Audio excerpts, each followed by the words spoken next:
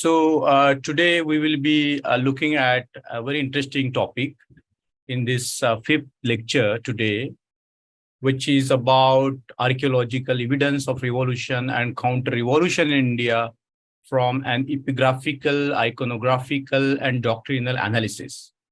So actually, it can be subtitled as mortal conflict between Buddhism and Brahmanism. So just to begin with, I brought some photographs to you to give you an idea as to what is coming in the next 40 or 45 minutes. This Ashokan elephant, the first monumental sculpture in India, the elephant representing the Buddha, was carved by Emperor Ashoka. And the second photograph is very later on, like hundreds of years in the Indian history, where the lion is killing the elephant. And this is considered to be the symbol of a victory of Brahmanism over Buddhism. And in the third photograph, you can see that this Hindu Bhairava is having the elephant skin. He has slayed the elephant, and the elephant skin he's wearing, and sitting on a naked ascetic, a shramana. And according to the Vedic Brahmanism, because the Shramanas do not have the cover of the Vedas, they are naked, nagna. And they were called the naked ones, the nagna ones. And here in the photograph, it's showing the naked ascetic, the Shramana, and his vitals are being devoured by an animal. So you can see that, this iconography gives you an idea as to, how the history of India is about the mortal conflict between Buddhism and Brahmanism. So I just wanted to set the tone for the incoming presentation.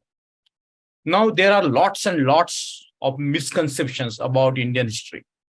And some of the major sort of misconceptions, which are brought by the scholars now today in a broad daylight through a rigorous academic studies and rigorous analysis of the facts, and seeing where the facts leads to in terms of investigating the truth. So one of the misconceptions about the Indian history is that India had a golden Vedic age. Then another misconception that has been sold throughout the modern day times is that the Vedas are infallible, written by non-human beings. And that this is the third point is very important, that the Brahmanical scriptures are timeless. And that Buddhism is the branch of Hinduism, which is very well known. Misconceptions that has been, spread since a long time, that the Buddha is the avatar of Vishnu, that Indian history is the history of peace, that Hinduism is Sanatan Dharma, that Buddhism arose in response to Brahmanism. So these are some of the misconceptions that have been, handed down to us. Just by the way of putting up some points across, I put these two photographs. This first is about Shiva as yogin on cut-off elephant head in Kanchipuram in Kailasnath temple. And as you can see from the second photograph, that the lion is empowering the elephant. But, it's very difficult for a single lion to kill the elephant. It's not easy. It's said that it's very difficult. Even a pack of lions will find it difficult to slay an elephant. So, these are all exaggerated myths that are being sold to us in the name of Indian history. So Lal Mani Joshi, a very famous historian and writer who has done a considerable research on Indian Buddhism, has this to say about this deliberate misunderstanding, where he says very succinctly in his very interesting book, Discerning the Buddha, he says, not only the ancient and medieval Brahmin teachers did not understand Buddhism, modern scholars born into the Brahminical tradition have not shown any better understanding. Shankar, Kumaril, Udayan, Sayan Madhav did not understand Buddhism. This is true also of Tagore, Gandhi, Kumaraswamy, and Radhakrishnan. Now, when a scholar like Lalamani Joshi is making such a shocking statement, we have to understand the seriousness of what he has said. And it's not that he's making a sweeping statement about these particular personalities here. He proves beyond doubt as to how they misunderstood, whether it was a deliberate misunderstanding or the misunderstanding that has not been deliberate. So this is what Lalamani Joshi has to say.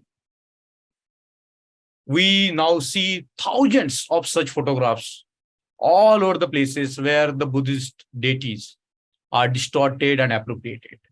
This is the Buddha, famous Fayudhani Mandala Buddha, where Amuk Siddhi is, shown with the Naga over his head, and it has been made to sit on the Shivalinga, as you can see it from here.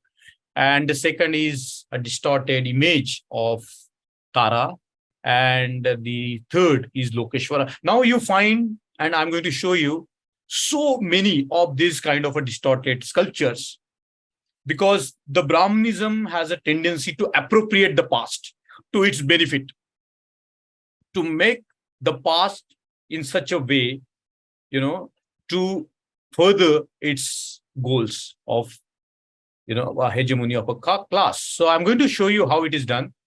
So according to Verardi, Professor Verardi, Buddhism and Brahmanism are antinomies. It means that they cannot stand together because they are opposite poles. They cannot be reconciled because at their very core lies a very different, even I would say dialectically, they are counterpoints. So they cannot be reconciled because their core philosophies are totally against each other. And how is that? So, for example, they offer two opposite models of social and economic relationship and development. So, for example, Buddhism promotes equality, and equality, it says that it's a core of Buddhism. It is the core of the teaching of Buddhism. While we know that Brahmanism is nothing but inequality, and it doesn't take a lot to prove that Brahmanism is all about inequality. And as we have seen in the previous lectures, Buddhism strove to create an inclusive society and state that was compatible with the highly diverse social groups in India. And if we study the Brahminical point of view, we see that, the Brahminical history is all about, keeping the hegemony of a particular class. And by the way of that, not being able to include the diverse group of people. And even if the inclusion is there, it is based on the hierarchy that the Brahmanism promotes at its heart or core. So we are familiar with this, that Brahmanism strives to create Varna state and Varna society, and that's what has happened in Indian history. The rise of the Guptas after the in the beginning of the Common Era for many centuries, we can see that how the Varna state was conceived and how it was proliferated through the state mechanism. And the two models of society were highly confrontational. There was an underlying tension. There is always an underlying tension between these two models.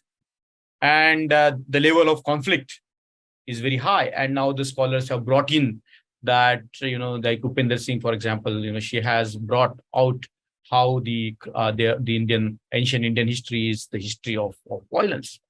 So I just put up a few photographs here by the way of, taking our thesis further. This is from, again, Kanchipuram, and I'm going to show you more about Kanchipuram, where the Buddhists are impelled on a stick. And that's how, it is said that when the debates took place between the Brahmins and the Buddhists, and the debates were highly politicized, just like, it's done in the court. And the person who was to abjugate that was already a biased person. And, they were never fair debates. And, there are some nice, clear descriptions of what has happened during the debates. And this is how the Buddhists were impelled. The sticks were inserted from the bottom, and, they were killed like this. And this is the representation from Tamil Nadu, the colorful one. And the right one is about the Buddha being the pole used as a yupa. as a sacrificial pole having the images of the Buddha inscribed on them. So, it shows not only the antinomies, but the antagonism between the two incompatible systems of thought, systems of society, systems of, developing the societies into more, the Buddhism as a more fairer and more just society, as opposed to Brahmanism with an interest of a class at the center of it. Now, these antinomies, they are incompatible systems of thoughts. As I have been talking about in the previous lectures, Buddhism favored an open society, promoting trade and commerce and internationalism. There is some thing to clarify here, that the Brahmanical Puranas always term the rise of Buddhism as Kali Yuga.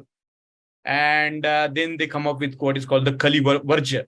Kali Varja is something which should not be done during the era of the Kali, which was not to go outside of the subcontinent. And when Brahmanism proliferated, the trade and commerce completely collapsed as far as the Indian subcontinent was concerned. And we have seen in the previous lectures how the trade and commerce flourished when Buddhism flourished. And the Brahmins, we know that favored a close society, promoting highly stratified Varna Jati society. And this point is very important. Third point, Buddhism always stood for the common man. And we see that the theme of a common man is so prevalent in, for example, the writing of the modern Buddhists like Baba Saheb Ambedkar. He always talks about common man, while Brahmanism defended the myth of a superman. That there is a class of people which is, super being. And Brahmanical texts attest conflicts in the society, like Brahman versus Kshatriya, Arya versus Nagas, even Brahmin versus Brahmin, Arya versus Aryan. If you look at the Vedas and all, you see this underlying conflict between even, two classes of Brahmins. It depicts the society, which is like, as we have seen, Matsya Nyaya, the law of fish, the Jungle Raj. And, you can see that in Rigveda and all these traditions. But there is, what is called something very interesting about this system, that those classes which benefits, they combine together. So, for example, both Brahman and Kshatriya combine to keep Vaishya and Shudra down. And we can see it throughout the history of Brahmanism. So I just put it as a way of, to allude to our subject is this. This is Chamunda here, seated on dead Asura in the shape of the Buddha. And this is not just a representation. You can see on the tree there are heads, chopped heads, and chopping of the heads of the Buddhists was a very important theme in theistic Brahmanism, like Vishnuism and Vaishnava and Shaivite traditions. So you see the hanging heads of the Buddhas on the tree. There is, of course, here the elephant, as you can see. You can see that the elephant skin is being worn, as a representation of Trump over the Buddhists. Now, this one of the very interesting thing that has been found there in the Puranas and all is abusing the Buddha and Buddhism. Great hatred and hostility of the Brahmanism towards the Buddha. So I have taken this from some very old books which are available. Like this is in Someshwara temple, where Buddha is paying homage to the Someshwara Linga. And this is in the late 9th century. And this is from Ganeshwar Pura, Pancha Pandava temple, Buddha as avatar of Vishnu, early 10th century. So you see, this is how, the Buddha has been, the iconography becomes a very important evidence for us to, understand the history of India. So, for example, historian S.R. Goel mentions that according to many scholars, hostility of the Brahmins was one of the major causes of the decline of Buddhism in India. The Brahmanical Bengal Purans mocks the Buddhist and talks in terms of violence. The sight of images or likeness of the Buddha was inauspicious. And here is Veera Gogi Dev described himself, he's from South India, as a fire to the Jain scriptures and adept at the demolition of Buddhist canon.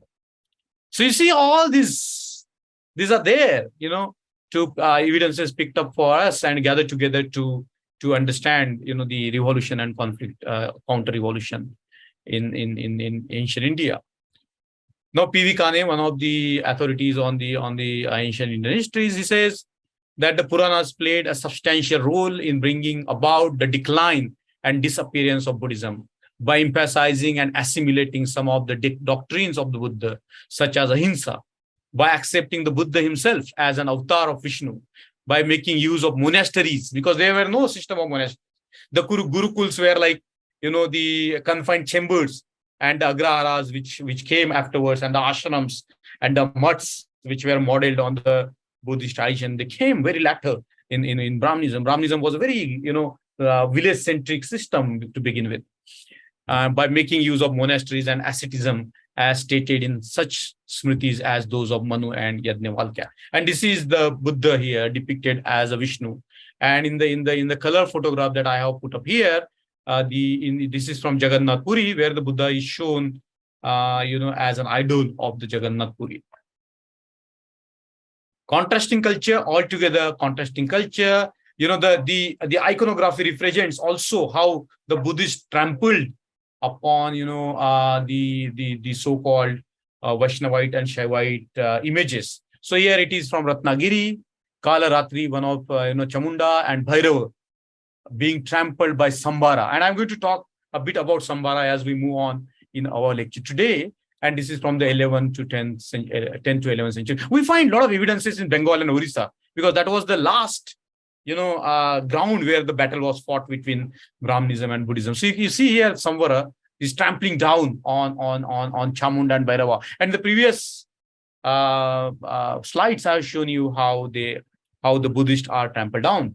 And this is also from Achyutra Rajpura, where Kalaratri, Chamunda, and Bhairava are trampled by Vajrahunkara, another very important deities that we are going to look into. So India had these two contrasting cultures. The egalitarian political structures and society is the continuity of IVC. As the scholars are saying today, Naga, Dravida, Tamil, Shramana, Buddhism, they all, if we plot them together, they form a dense sort of an aggregation of the similar sort of societal goals, similar sort of societal ideal, and so on and so forth. This development culminated in the formation of Mauryan Empire, which was a Naga Empire. Now this is beyond doubt that it was Naga Empire. And the Naga is a constant theme that's running in India, as we are going to see, against the so-called Aryan society. So how do we understand, the revolution and counter-revolution? So one of the way by which we can understand the revolution and counter-revolution, by understanding the intellectual history, by way of understanding the scriptures, the shabda, the words itself. And, now there is a tradition to, understand how the different terminologies came into being. What is their historicity? What is their chronology? And by way of that, we can unlock a lot of philosophical sort of thoughts by studying the shabda. And Bronkhorst has written a considerable papers on, unlocking the secrets, by unlocking the secrets of the language. So that's one of the way by which we can understand the revolution and counter-revolution. Semiotic readings of the Vedic Brahmanical texts. We can look into the myths, we can look into the mythology, and the mythologies, it was discarded before as not an authenticate source of the history, but they contain a lot of myths, mythologies, encoding a lot of conflict inbuilt in the Indian society. One of the ways by which Mahatma Jyotiba Phule was beyond his time, because he has deciphered the code of revolution and counter-revolution. And of course, iconography is one of the very important sources by which we can understand the revolution and counter-revolution, as I showed you in the previous slides. Political climates, because I'm going to show you how the political climate can be determined by iconography and epigraphies, because the epigraphies doesn't come of their own, and iconographies are not easy to do. You need a lot of support, and that support comes from the political masters. And the ideology of the political masters can be determined by studying the iconography and epigraphies. And of course, the philosophical debates. So I have just put it up here, a kind of a chronology of Hinduism, to give you an idea that, many of the texts that have been told us that they are coming from, timeless time, they are very recent. Like, for example, if you look at, say, Brahmanas, even the, historicity of Rig Veda has been changed from time to time, Max Muller, one of the persons who studies the Vedas very deeply, said it's very difficult to determine the time period of Vedas, and he has given up. The chronology of a person followed to determine the chronology of the Vedas. He has expressed his frustration, Max Muller, showing that very difficult to prove the chronology of the Vedas. And of course, for example, the Upanishads, that they are being boasted that they are being lying from the antiquity. You see, they are all post Buddha, and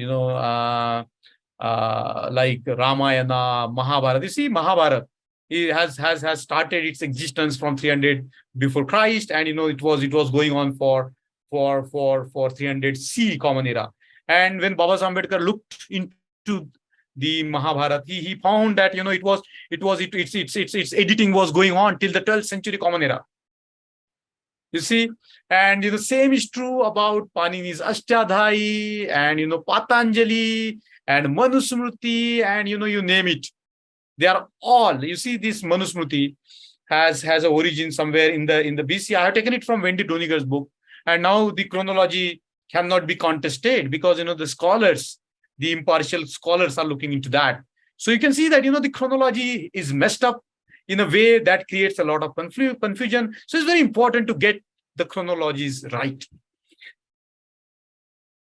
So why iconographies are better? Because they are better dated, cannot be changed, because the texts are revised again and again. They go extensive revisions even till today, because the Brahmanism tries to appropriate the past to its benefits.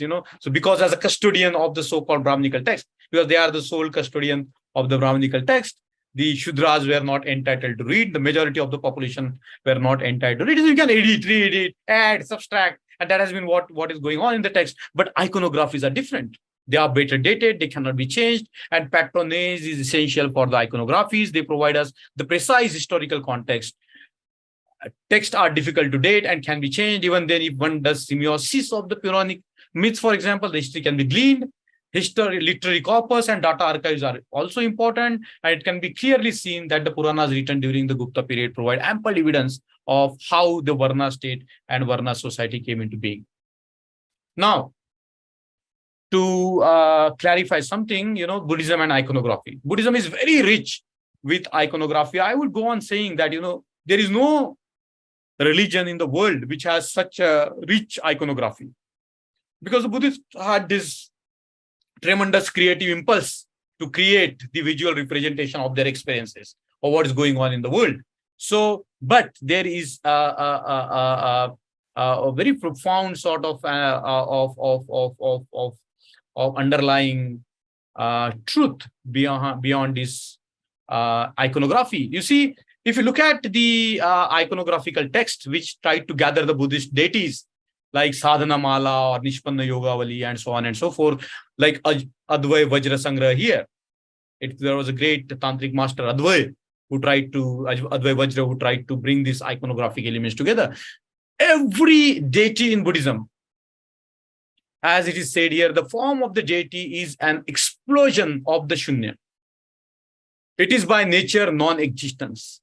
Whenever there is an explosion, it must be Shunya in essence.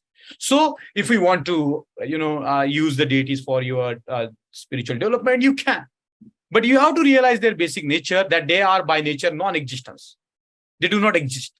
So just to show you that I have brought this example from Nepalese Buddhism, where the Buddha Dhamma Sangha has been shown in terms of the physical form. Like the Dharma is shown like this, the Buddha is shown in the middle, touching the earth, and the Sangha is shown in this way, holding the sutra in the hand and a mala in another hand, and teaching the Dhamma. So you see, these are all representations, and we have seen in our semiotic study as to how the three Ratnas were initially represented by the abstract symbol, how even the Buddha was represented by an iconic form, all the way up it came to the colorful figure here, which I photographed in the Bombay Museum. It's the image of Chakra Samvara. So of all the iconographies, I have included here Samvara, because Samvara has got some implication to our lecture today, which I'm going to come to when I'm going to go forward. So two terms are to be understood very clearly: decline and fall. So what we are talking here about is the decline of Buddhism. And the decline of Buddhism started very early on. And the fall of Buddhism took place when the sword of Islam fell on the Indian subcontinent. So I referred to Professor Giovanni Verardi. He is an archaeologist, and he has been a ground archaeologist. And also, he has done a wonderful work in terms of writing a book on hardship and fall of Buddhism in India. And the book was later re-edited and published in terms of the gods and the heretics, crisis and ruin of Indian Buddhism. And we know that Indian academy is generally, neglects Baba Sahib Ambedkar. But the way he has come to the conclusion with his scientific methods, with rigorous analysis of the facts, that's what he says, and the pure history. This is a high compliment from Giovanni Verardi, the author of Hardship and Downfall of Buddhism in India. He says Baba Sahib Ambedkar, the neglected, pater patriae, which means the fatherland of the fatherland, caught the nub of neo-Brahminical and Hindu identity. And conversely, the anti-Brahminical and mleccha nature of Buddhism. You see the word mleccha, the word pashanda, the word asura, as we're going to see. They are all words for the Buddhists. Nature of Buddhism, Giovanni Verardi, the author of Hardship and Downfall of Buddhism in India, he said when he wrote this book that if Dr. Baba Sahib Ambedkar had access to the data which is now available there, it would have substantiated his thesis, and also he would have reached, he would have reached the same conclusions that he did. So you see this, to understand the decline of Buddhism, by the advent of the 9th and the 10th century, India was already in the grab of the, the Brahminical rulers. And, there is a case of sin, which is brought up by a very famous scholar, which is slipping my mind. And he has done an extensive study of how the Buddhists were converted to Muslims, Islam, how their trade network was converted into. But that's not the point today to talk about. But the interesting point is that the ruler of the time in Sindh, Dahir, had already displaced the Buddhist ruler, and he was heaping heavy atrocities on the Buddhist of Sindh. And that was one of the regions that the Buddhists took shelter in Islam. So, that's what Baba Sahib Ambedkar says, and that is what has been now conclusively proved by the evidences which have been excavated by the scholars. The Buddhist priesthood perished, but there is much complex history of the Buddhist priesthood that we are going to see. And this is the point that wherever there are the Buddhist places, the population of the Muslims is very higher. You go to Gaya, you go to any place like East Bengal was a Buddhist forte. So there are strong population of the Buddhists, and the Buddhists were of course forced to the lowest social order, which we are going to see how they were done. It was done. So if you see, this is very important to understand the chronological evolution of the Vedic Brahmanism, the crystallization of the concept of Hinduism between 1789 and 1832. The shape of modern Hinduism was the outcome of a context among the Hindus. There is a very interesting book written by one Chatterjee, which brings up this point as to how the folk religions were, he calls it folk religion, but we can call them the popular religions were subjugated, and how the concept of the Brahminical Hinduism came into being. The Muslims used the term Hindu as a generic designation for non-Muslim Indians and identical with the idol worshippers. In 1830s, the British colonialist added ism to Hindu, coining the term Hinduism. The Brahminical Hinduism appropriated the term Hinduism in response to colonial and Christian missionary context, erasing the popular and folk religions. So Hinduism, Professor Nicholson in Unifying Hinduism says, Hinduism, far from being the oldest religion in the world, is one of the youngest, if it can really be said to exist at all. These are all highly, researched books. And it is a colonial project with an involvement of the English educated Indians. Crafting Hinduism, Nichal Das in the 18th century, he wrote a book called Vichar Sangra, which was a very major influence on Vivekananda. He was Jat by his caste, and he read this. He wrote this book, Vichar Sangra, an Advaita Vedantic book, which was taken over by the modern Hindus. if we how to use the word Hindus. Vijnan Bhikshu attempted the task of unifying the disparate philosophical schools as 6 systems like Sankhya, Vaisheshika, and Purva Mimamsa, Mimamsa, Vedanta, and so on and so forth. That was done in the 16th century. That was done in the 16th century, not before that. Because the Sankhya is very different from the Vedanta. The Vaisheshikas, the atomic particles and, Kanad's philosophy is very different from the Brahmanical Hinduism. But, all these, contrasting texts were sort of, reconciled by Vijnan Bhikshu. Then Sankhya and Yoga philosophers faulted with Vedantis and Mimamsakas for their uncritical acceptance of Vedic authorities. And according to Soma Shambhu, in the 11th century, Shaiva says that the Vedantis, Mimamsakas, and those who worship other gods, such as Vishnu, will be reborn in hell. So what I'm trying to bring it here, there is a lot of contradiction, as Baba Ambedkar puts it in his book, Riddles of Hinduism. There is a big riddle.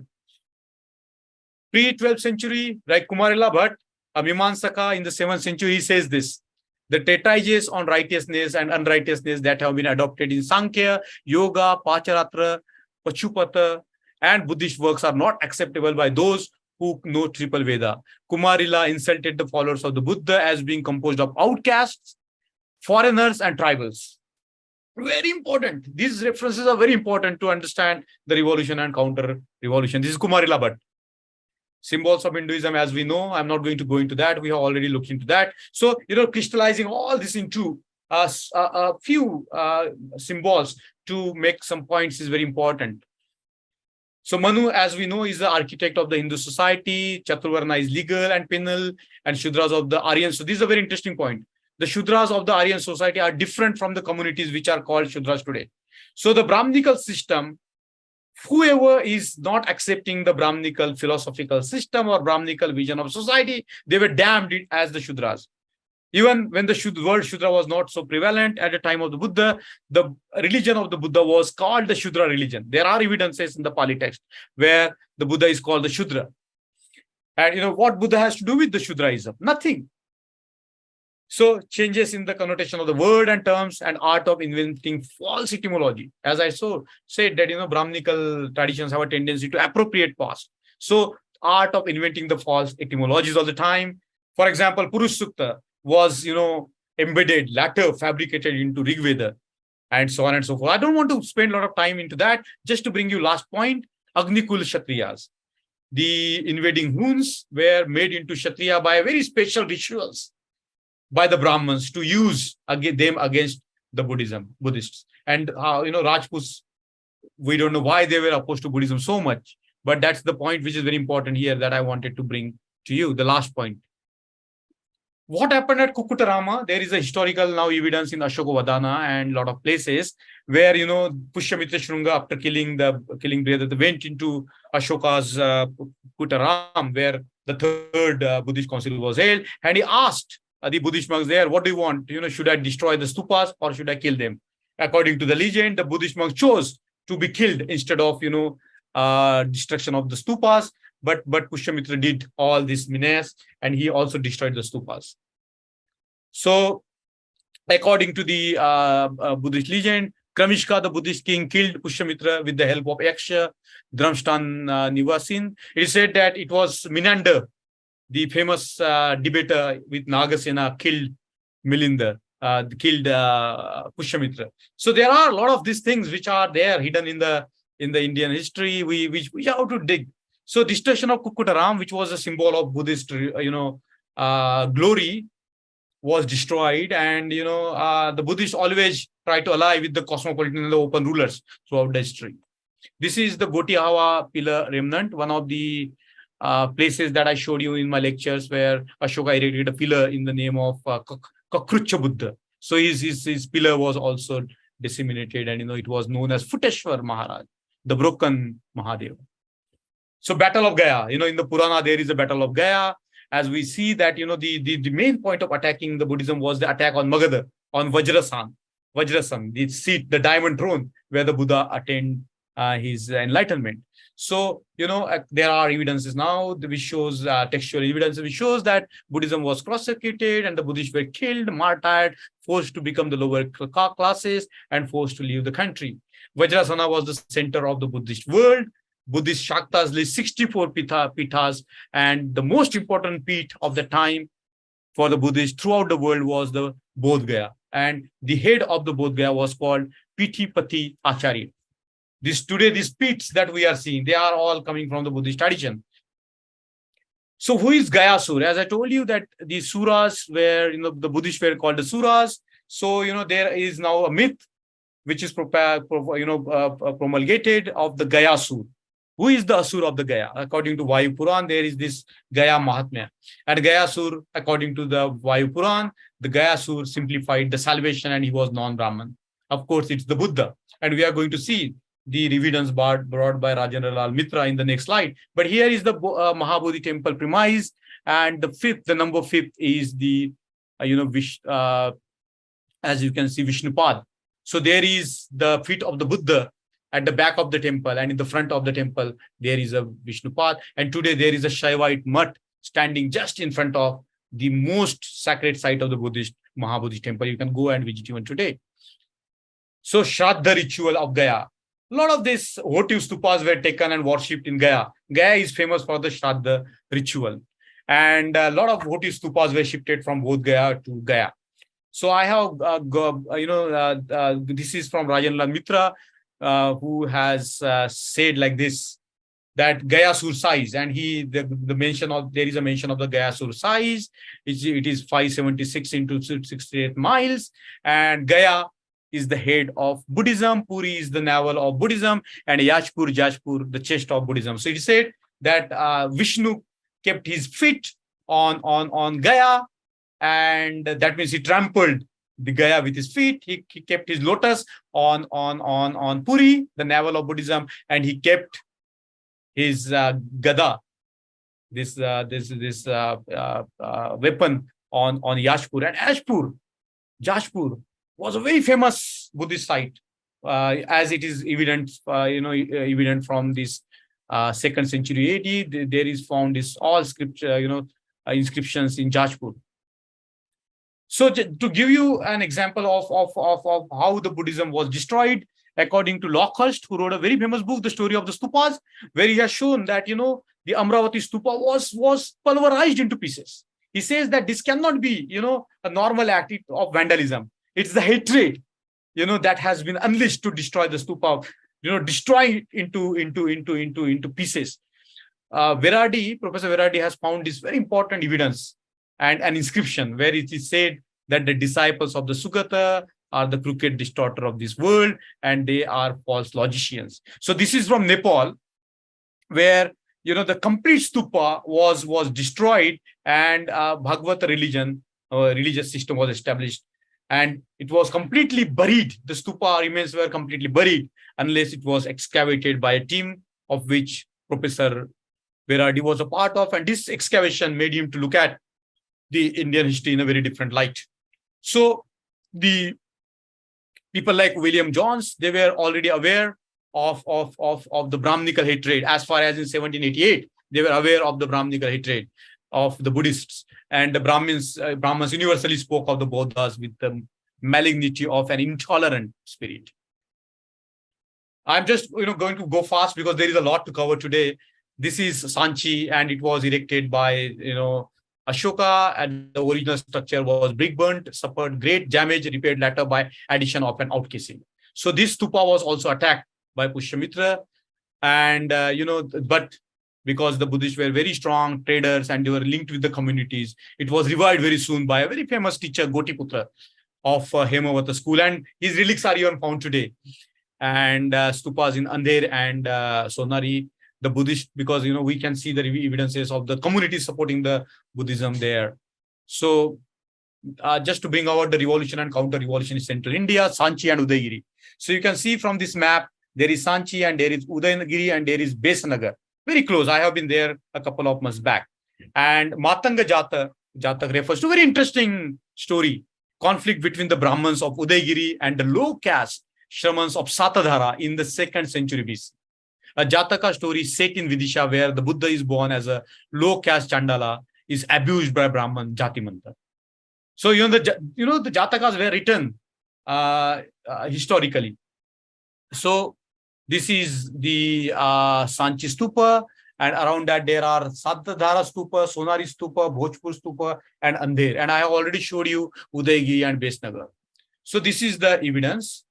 So there was a complete halt in the patronage at Sanchi during Pushyamitra's coup, and the second halt 75 BC and early first 8th century.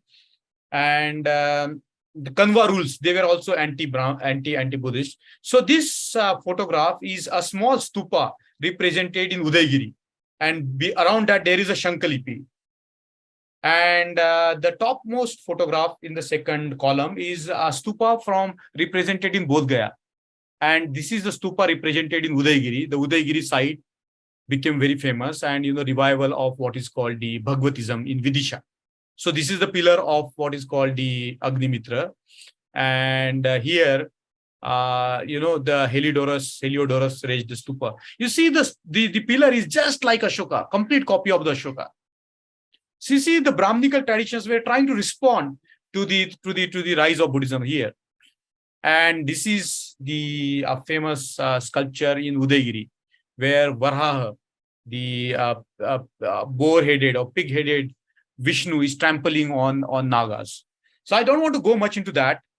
I just wanted to show you this is how it is done in Sanchi. And this is bringing out the relationship between the Mathura and Sanchi, because they were very close, geographical, not very far.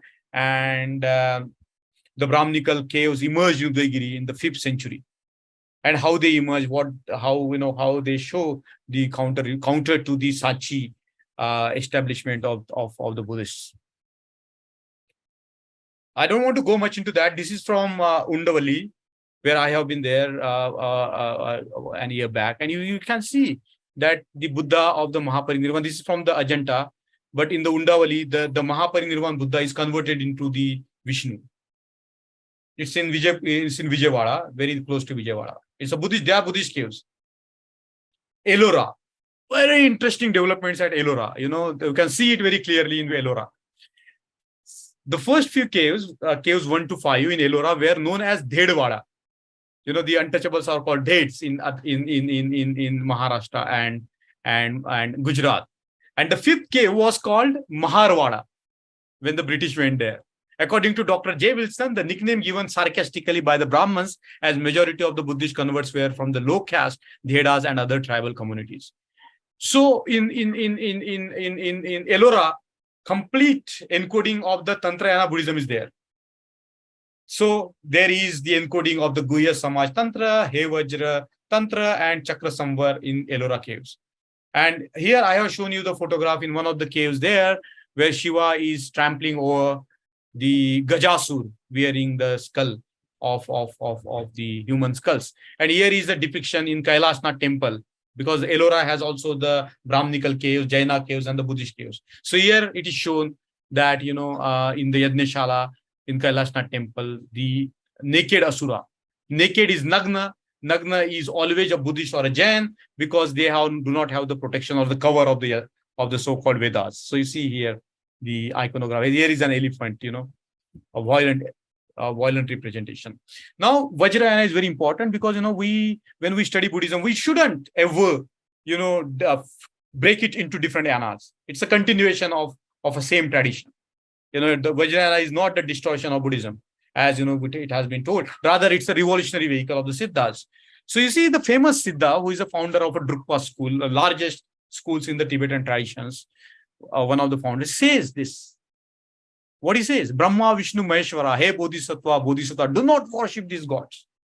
Don't make offerings to the gods or go to the external places of pilgrimage. There is no liberation in offertories to these deities. You see, the tradition, the revolution is going on all the time. And this is Tilopa, one of the founders of the so-called, Tibetan schools. And how he is different from Babasaheb Ambedkar, the first vow of the 22 vows. Isn't it? So you see, this is very fascinating. Now, because the Buddhists were attacked violently. So this is Parna Shavari. So Shabara is one of the tribal communities even today in Orissa. And their kings were Buddhists. So this Parna Shabari is a representation of the Buddhist reaction, action, revolution. She's trampling the Hindu gods and Brahminical gods and goddesses. And the 5 Buddhas are there. They are very deep in iconography. If we study the 5 Buddhas, they go at the very heart of the Buddhist philosophy, Buddhist thoughts, Buddhist practices. They are the very important elements to understand the Buddhist iconographic system, but that's not our topic. I just put it there just to show you that, the Buddhists were also trying to protect their religion. For example, in the Guhya Samaj Tantra. Now, Guhya Samaj is a very interesting term, secret society. And the Buddhists were, prosecuted. So they devised a method to come together. Like we meet in the convention and the conferences, the Buddhists at the time when they were prosecuted, they were meeting in a ceremony called Ganatantra, where the Buddhists were meeting secretly in the secret places and conducting the rituals, like Kala Chakra ritual, and so many rituals they were conducting. But the rituals were just the facade. They were the community gatherings where the Buddhists were meeting to see how they can be protected against the Brahminical onslaught. So you see, in the Guhya Samaj Tantra, there is a mention of the Buddha Sainya. What is the Buddha Sainya? Now, as to the concentration named the Vajra that paralyzes all non-Buddhist teachers. One meditates on Vajradhara with the visage of the wrathful and all his retinue at the point of 3-pronged Vajra, like the king of mountains, Sumeru, on the head of the enemy. Even if this enemy could paralyze the army of the Buddha, he will die, have no doubt. So it is not that the Buddhists were taking life back. They were fighting back. But there was a dilemma among the minds of the Buddhists, because they were, they didn't practice the Hinsa. And the Hinsa was practiced against them. And the Buddhists didn't resort to violence at all. So the Siddhas, I'm going to come to the Siddhas. The Buddha Siddha literature includes the concept of an organized military response. The hagiographies of Virupa or Kana relates to accounts of destruction of non-Buddhist religious sites in response to attack on the Buddhist sites. Occasionally, even the Buddhist wrote this very famous formula on the lingas. He dhamma hetu parbhava, kesang hetu tathagato aho, tesang chandirodo evam vadi mahasamana. I'm not going to go into depth of that, but just to show you how the revolution and counter-revolution is taking place. But the destruction and appropriation of the Buddhist statuary and sites are encountered more frequently. And because Buddhism is not bound by Varna and Jati, hence Vajrayana can be termed as a social revolt against the Brahminical violence. And the Buddhism, as I said, faced this dilemma. Non-violent at its core was facing violence from the outside. Even we face this dilemma today. So the Buddhist priesthood was not just into monks and upasakas. The Buddhists had this whole range of Buddhist, monastics like Kabira and Ravidas. They can be very easily termed as the Grihi Bodhisattvas. And the observance of the Parmitas was replaced by the Laukik Achars. They were called the Vinayavit, like Yajnapavit. There was a term for Buddhist because they accepted Vinaya. They were called the Vinayavit. Separate class of monks called Vaivar Vitya. Bhikshus were given charge of the supervision of seats, beds, and trays. And the Buddhism has changed very radically from the outward forms into what is called looking inside you, that the Buddha is inside you. Deha hi Buddha Vasanta na janai. You know that the Buddha resides inside you. And, there were Gomins like Chandra Gomins, a separate category of the Buddhist monks. So why I'm bringing this to you that, the Buddhists had tried to respond to the changing situation all the time. They didn't just took the things lying back, and they devised a lot of ways to keep their priesthood alive. So just to get back to the tribals and the Buddhism. So Brahminical opposition to the Buddhist Ranakas. And I have been to these places in Ratnagiri, Udaygiri, and this map this data brought by Professor Mishra is very interesting here, because all the supporters of the Buddhism, Vajrayana Buddhism in Orissa in the late 10th century and the 9th century were all tribals coming from the Shabara background. And they were called the Ranaka. They were like the feudal lords, but they took on the Buddhism. And, there is an inscription which shows that, how they supported Buddhism. So you see in this, the mandalas that we talk about, and Professor Davidson has brought this very interesting study of how medieval Buddhism was, accepted by a lot of so-called feudal lords, and the mandalas, Buddhist mandalas are modeled on the mandala of state. I'm not going to go into that because it's a little bit technical, but this is the Trilokya Vijay mandala, where the Buddha is at the center and the Brahminical deities are at the periphery.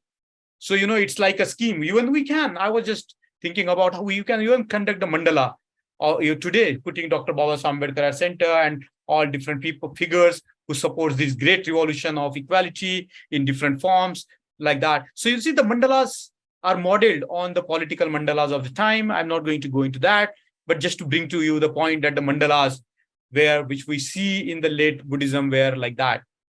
So this is Bhairava dancing on the severed heads of Buddhist monks.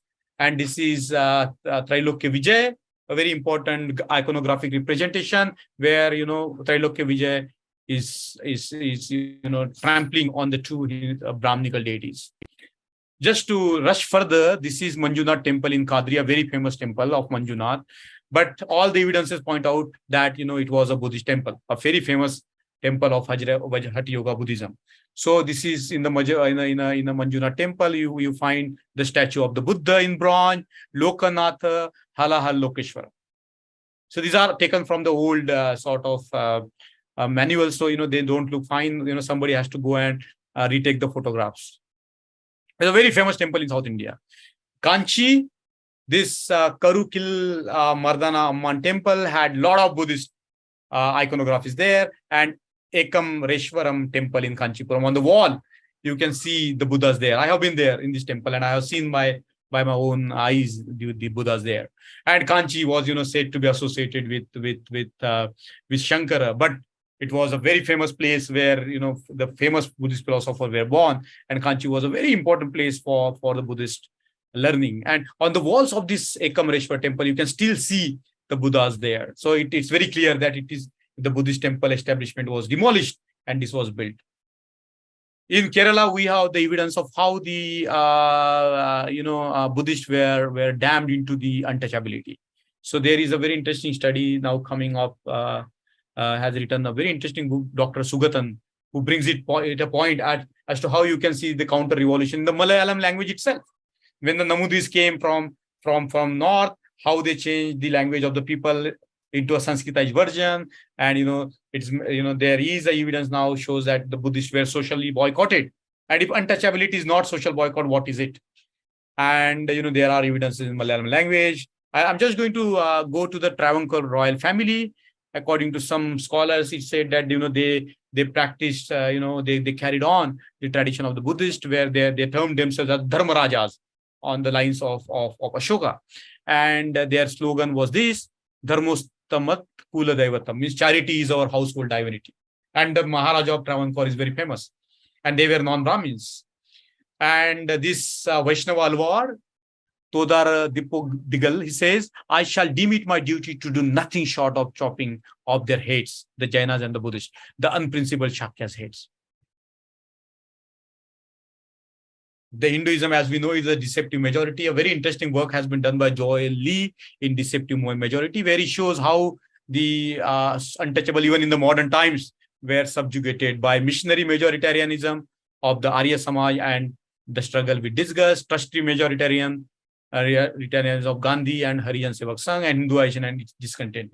He has done this study for the Valmikis in Lucknow. And what I found interesting about this modern studies that we can use these categories to look at how the Buddhists were subjugated in the historical past. So I just wanted to bring this to you that there are now a lot of intellectual tools available today to look into the ancient Indian past, and particularly the relationship between the untouchability and Brahmanism and Buddhism. You see, I was talking about how the elephant being, as a symbol of Buddhism was shown to be, defeated and, killed. This is from 1952 elections in India, the first election in India. And I don't think that, the elephant of All India Scheduled Caste Federation is by accident a royal standing elephant. Iconographically, semiotically, it represents something very interesting. So I will leave it to your imagination as to what to make out of it. What was the goal of Baba Saheb Ambedkar? This is the last slide. So, thank you so much for your patience. But this is very important slide that I wanted to show you is there are a lot of Muni temples in Tamil Nadu, and the Ambedkar Buddhist in Tamil Nadu were trying to get those temples back. And there was a verdict of the Madras High Court in 2022 about Thalai Vetti Muniyappa temple.